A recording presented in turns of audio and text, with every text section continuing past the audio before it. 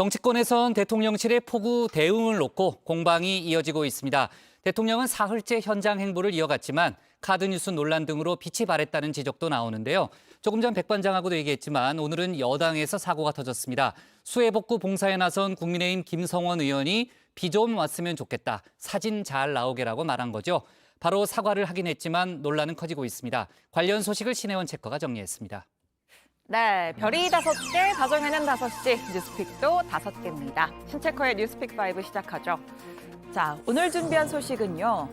네, 반지하, 그리고 수해 정쟁, 검수완박 맞대응과 1호 과제 마약, 마지막은 보복과 박멸입니다. 자, 누군가에게는 이번 폭우가 유독 더 가혹했습니다. 이 반지하라 불리는 곳의 위험성은 영화 기생충의 홍수 장면에서 이렇게 묘사된 바 있다. 외신에서도 주목한 반지하의 현실인데요. 영화에서는 주인공 가족이 턱까지 들어찬 물을 퍼내는 장면이 나오는데 현실은 영화보다 더 비극적이었습니다. 창문이 열려 있었나?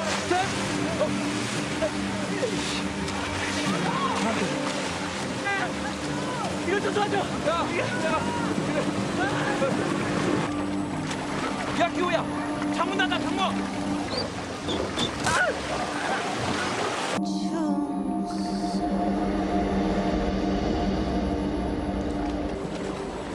야, 기호야, 뭐하냐 거기서? 네, 수마가 서울을 덮친 지난 8일 관악구 신림동의 반지하 주택에 사는 발달장애 가족 3명이 집 안으로 들어찬 물에 고립돼 숨지는 비극이 일어났습니다. 당시 모두 현장에 출동해 있던 구조차가 뒤늦게 도착했을 때 집 전체가 물에 잠긴 상태였고요. 일가족의 시신은 자정이 넘어서야 수습됐습니다. 남자분이 나하고 둘이서 저 문을 떠들라니까 뜯어지나 안 뜯어지죠. 그 장비도 없는 거예요. 물이 빨리 차고 올리니까는 그걸 못 듣겠더라고요. 네, 다음 날 윤석열 대통령이 직접 현장을 찾았습니다. 지하 1층으로 향하는 계단을 내려가려다가 채 빠지지 않은 흙탕물에 돌아서야 했는데요. 뭐라고 비춰보지.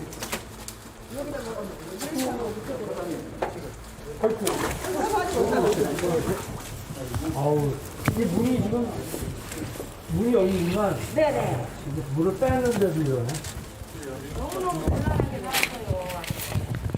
어제도 거듭 당부했지만 생활이 어려운 분들, 몸이 불편한 분들이 자연재해에 더욱 취약할 수밖에 없습니다. 이들이 안전해야 대한민국이 안전한 것입니다. 네, 이번 집중호우로 전국에서 11명이 사망하고 8명이 실종됐습니다. 4천 개에 가까운 집이 침수됐고 5천 명이 넘게 대피해야 했습니다. 대통령이 언급했듯 생활이 어렵고 몸이 불편한 취약계층에겐 재난이 더 가혹한 법인데요. 이 폭우가 가장 먼저 덮치는 곳, 전국에 32만 7천 가구가 거주하는 반지하 주택입니다. 그러니까 여기까지 찬 거죠. 물이 여기까지요? 그러니까 이렇게 이게 순식간에 올라왔거든요. 그러니까 막 창문, 화장실 여기 앞쪽에서 뭐 지금 다 물이 들여쳤다는 거죠? 네. 엄청 높이 찬 나오는데 거네요. 좀 무서웠어요. 문 안 열려가지고. 여기들도 반 지하에 방들이 3개씩 있는데 아. 그 집들도 다 차고. 여기 집도 그렇고 여기 바로 옆에 집. 네, 전국에 32만 7천 가구, 이 중에 31만 가구가 수도권에 집중돼 있고요. 서울에만 20만 가구가 넘습니다. 절반은 땅 밑에 있지만 볕이 들고 저렴하다는 이유로 저소득층이나 1인 가구의 수요가 있는데요. 서울시는 앞으로 반지하 집을 짓지 않겠다, 건축법 개정을 추진하겠다고 했습니다. 기존의 반지하는 10년에서 20년의 유예 기간을 두고 용도를 바꿀 방침인데 세입자에게 다른 살 곳을 마련해주고 또 집주인에게 월세에 상응하는 지원을 하는 등 추가 대책도 필요해 보입니다. 예전에도 이런 반지하 사건이 생기고 유사한 대책이 나왔지만 실행되지 않았던 이유가 그분들의 소득이 높지 않고 어렵기 때문에 어쩔 수 없이 그 반지하에 사시는 거거든요. 그래서 이런 분들에 대한 지원 대책들이 이번에 발표된 것처럼 점진적으로 이루어지면 좋겠다. 다만 무조건적인 폐지보다 침수의 근본적 원인 파악이 선행돼야 한다라는 목소리도 있습니다. 국회 국토위 여당 간사인 김정재 의원은 반지하 주택이 침수된 게 하수관, 또 SOC의 미비 등 여러 원인이 있을 수가 있다라고 지적을 했고요. 또 반지하는 조금만 늦어도 문을 열고 나오는 게 어려운 만큼 빠르게 대피 정보를 전하고 또 거동이 어려운 노인들은 직접 찾아가서 대피시키는 등의 매뉴얼도 우선 마련해야 합니다. 자, 이번에는 실종자 수색 상황 짚어봅니다. 실종자는 서울에서 3명, 경기도에서 3명, 강원도에서 2명 나왔는데요. 어제 서초구에서 맨홀에 빠져 실종된 남매 중 동생인 40대 남성, 결국 숨진 채 발견됐습니다. 그 동작 그 구조대하고 그 특수 구조대가 직접 현장 내부로 들어가서 그 수색 중 발견을 하였습니다.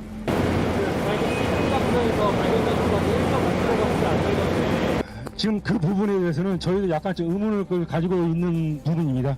그 지금 반포청 같은 그런 부분을 보게 되면은 그런 사물들이 좀 많이 꺼내려갔는데 다행히도 일단 좀 그 맨홀 안에 그 남아 있는 상태였습니다.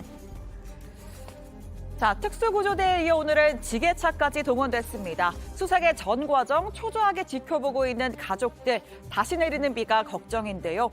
만약 맨홀 안에 수위가 올라가면 수중 로봇에 의지해야 합니다. 빌딩 지하에서 실종된 2사람, 건물이 여전히 온통 물이 찬 상태라 배수 작업과 수색 작업을 동시에 진행 중입니다. 수가 없는 거니까 사람이 지나가다가 말이 안 돼요. 10명 중에 한 명이 속 빠진다. 그건 도로가 그렇게 되면 안 되잖아요. 서울 시내 맨홀이 총 62만 개 정도 됩니다. 강남 지역에선 맨홀 뚜껑을 뚫은 물기둥이 높게 치솟거나 뚜껑이 날아가서 아스팔트가 부서지는 위험천만한 장면도 목격됐죠. 시간당 50ml 이상의 폭우가 지속되면 1분 만에 40kg이 넘는 맨홀 뚜껑이 펑 하고 열려버립니다. 이 때문에 바닥이 보이지 않을 정도로 비가 올 때는 통행을 자제하거나 가급적 건물 쪽으로 최대한 붙어서 걸으셔야 하고요.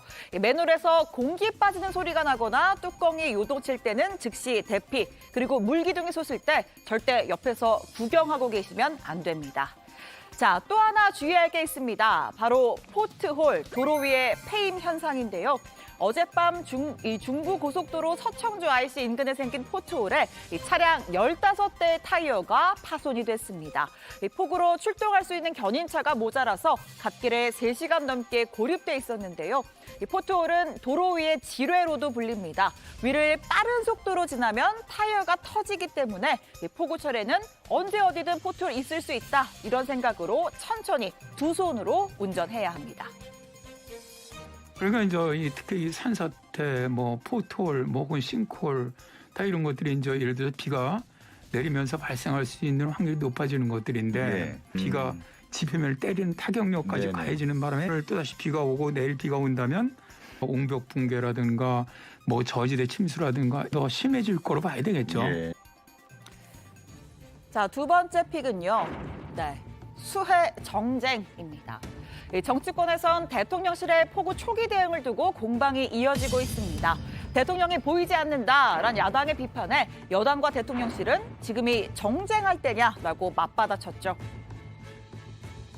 국민이 밤새 위험에 처해 있는 동안 전화로 위기 상황을 대응했다니 대통령이 무슨 스텔스기라도 된단 말입니까? 민주당의 눈에는 삼남한상 모든 것이 정쟁의 소재로만 보입니까? 밤새워 보고받고 지시를 내린 대통령은 한덕수 국무총리나 이상민 행정안전부 장관, 오세훈 서울시장들부터 실시간을 보고로 받고 계셨고요. 컨트롤타가 부재했다라고 프레임을 쓰는 것은 무책임한 공격이라는 거죠. 자, 오늘은 한덕수 국무총리가 직접 나섰습니다.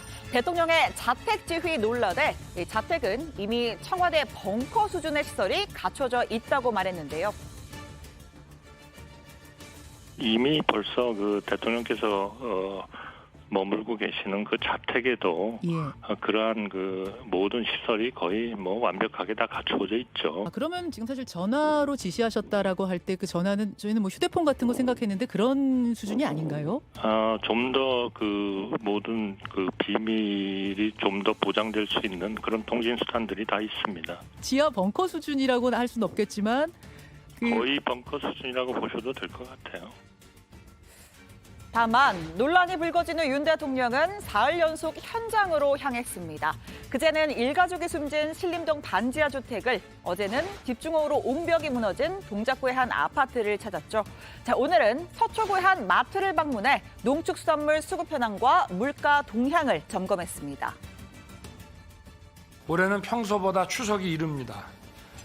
명절 맞이를 미리 준비해야 하는데 고물가와 또 집중호우 피해로 인해 민생이 그 어느 때보다도 어렵습니다.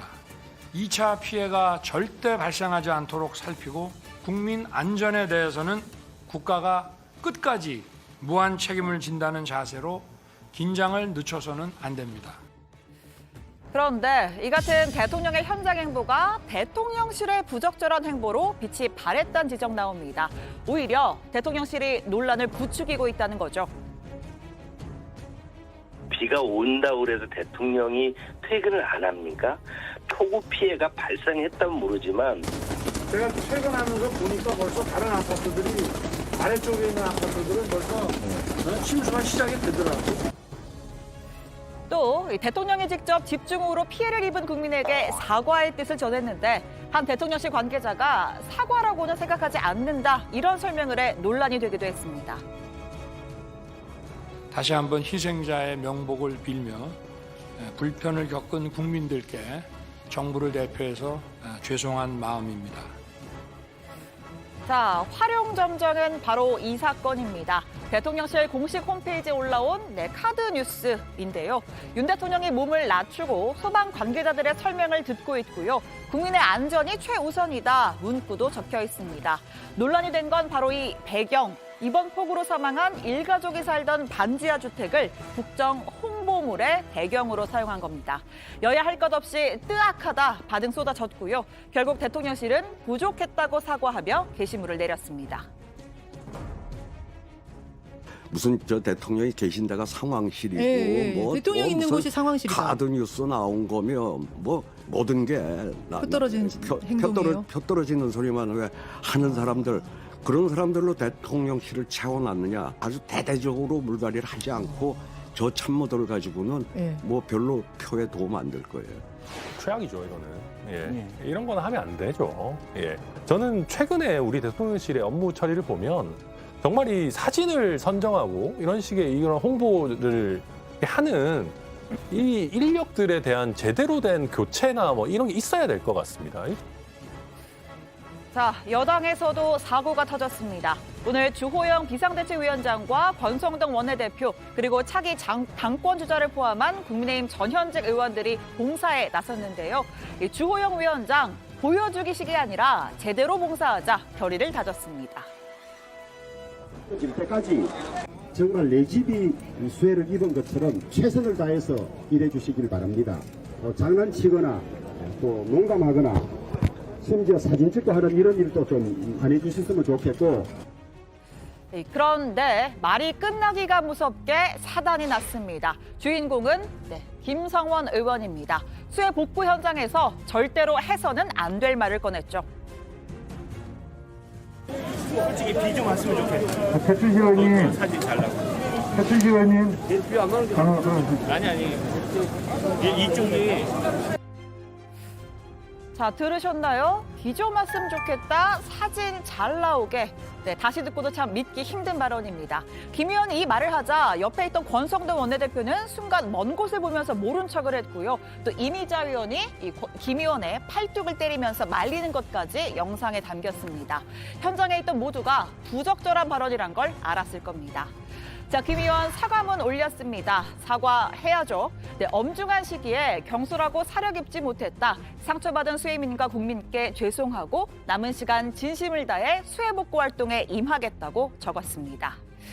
네, 호우 피해를 전하느라 오늘도 좀 원고가 길어졌습니다. 분량 조절, 대실패 어게인. 얼른 들어가서 나머지 새 소식 전하겠습니다. 뉴스픽 5였습니다.